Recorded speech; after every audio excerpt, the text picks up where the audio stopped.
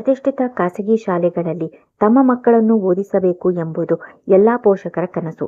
ಆದರೆ ಲಕ್ಷಾಂತರ ರೂಪಾಯಿ ಡೊನೇಷನ್ ಕಟ್ಟಲು ಸಾಧ್ಯವಾಗದ ಬಡ ಮತ್ತು ಮಧ್ಯಮ ವರ್ಗದ ಕುಟುಂಬಗಳಿಗೆ ವರದಾನವಾಗಿರುವ ಶಿಕ್ಷಣ ಹಕ್ಕು ಕಾಯ್ದೆ RTE ರೈಟ್ ಟು ಎಜುಕೇಷನ್ ಅಡಿಯ 2026-27ನೇ ಸಾಲಿನ ಪ್ರವೇಶಾತಿ ಪ್ರಕ್ರಿಯೆಗೆ ಶಿಕ್ಷಣ ಇಲಾಖೆ ಚಾಲನೆ ನೀಡಿದೆ.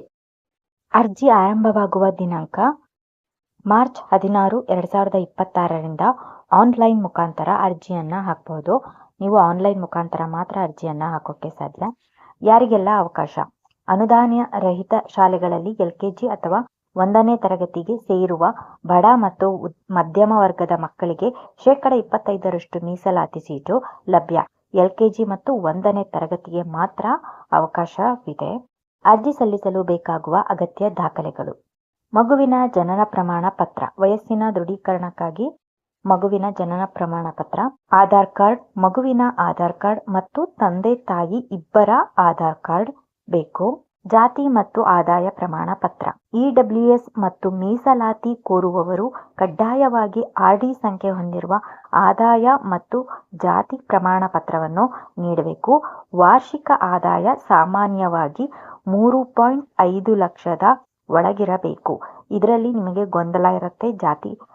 ಆದಾಯ ಪ್ರಮಾಣ ಪತ್ರದಲ್ಲಿ ವಾರ್ಷಿಕ ಆದಾಯ ಎಷ್ಟಿರಬೇಕು ಅಂತ.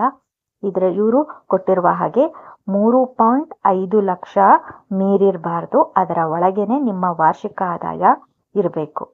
ಹಾಗೂ ವಿಳಾಸದ ಪುರಾವೆ, ರೇಷನ್ ಕಾರ್ಡ್, ವೋಟರ್ ID ಅಥವಾ ಆಧಾರ್ ಕಾರ್ಡ್ ಬೇಕು.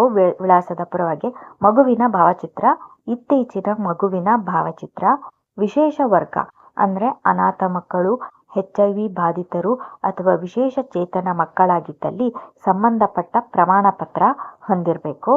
ಗಮನಿಸಲೇಬೇಕಾದ ಪ್ರಮುಖ ನಿಯಮಗಳು ಅಂದರೆ ಅರ್ಜಿಯನ್ನು ಹಾಕಲು ಯಾವ ನಿಯಮಗಳು ಇರಲೇಬೇಕು ಅಂದರೆ, ವಯೋಮಿತಿ ಕಡ್ಡಾಯವಾಗಿ LKG ಪ್ರವೇಶಕ್ಕೆ ಮಗುವಿಗೆ 3 ವರ್ಷ 10 ತಿಂಗಳು ತುಂಬಿರಬೇಕು. LKGಗೆ 1ನೇ ತರಗತಿ ಪ್ರವೇಶಕ್ಕೆ ಮಗುವಿಗೆ 5 ವರ್ಷ 10 ತಿಂಗಳು ತುಂಬಿರಬೇಕು. ನೆರೆಹೊರೆ ಶಾಲೆ.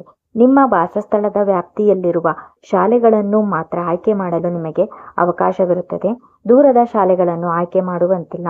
ನೀವು ವಾಸವಿರುವಂತಹ ಸ್ಥಳಕ್ಕೆ ಹತ್ತಿರವಾದಂತಹ ಶಾಲೆಗಳನ್ನು ಮಾತ್ರ ನೀವು ಆಯ್ಕೆ ಮಾಡಬೇಕು.